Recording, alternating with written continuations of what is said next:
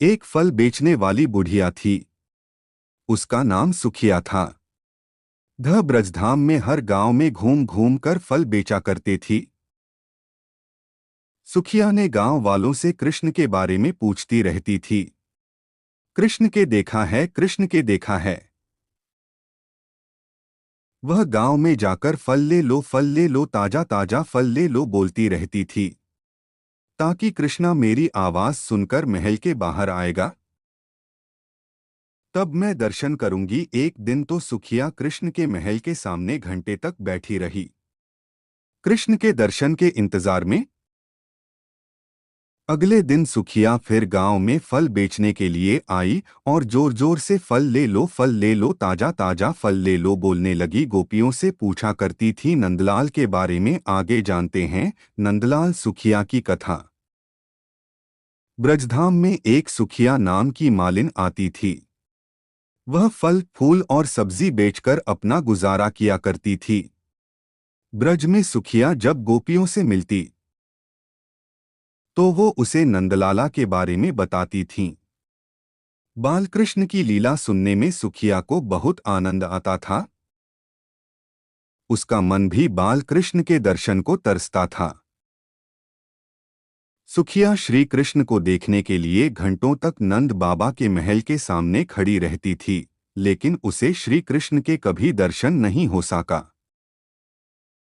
भगवान कृष्ण तो अंतर्यामी हैं, उन्हें तो सब पता चल जाता है। जब उन्हें पता चला कि सुखिया उनकी परम भक्त है, तो उन्होंने सुखिया को दर्शन देने का निर्णय लिया। अगले दिन सुखिया ने नंद महल के सामने आवाज दी, फल ले लो, फल। सुखिया की आवाज सुनकर श्री कृष्ण दौड़े चले आए। नंदलाल को अपने सामने देखकर सुखिया की खुशी का ठिकाना न रहा। सुखिया ने नन्हे कृष्ण को बहुत से फल दे दिए।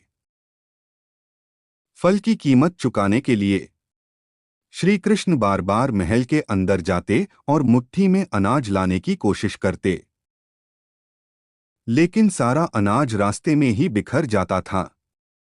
सुखिया को भगवान कृष्ण 2-4 दाने ही दे पाए। सुखिया के मन में इस बात का कोई मलाल न था। वह तो बहुत खुश थी कि आज उसने अपने हाथों से भगवान को फल दिए और उन्होंने वो फल खाए। सुखिया मुस्कुराती हुई अपने घर पहुंची।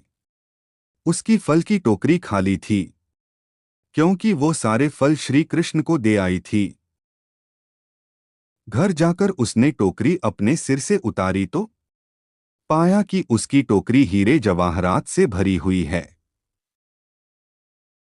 सुखिया समझ गई कि यह भगवान की लीला है। उसने मन ही मन बाल गोपाल को धन्यवाद दिया। इस तरह श्री कृष्ण ने अपनी परम भक्त सुखिया का उद्धार किया।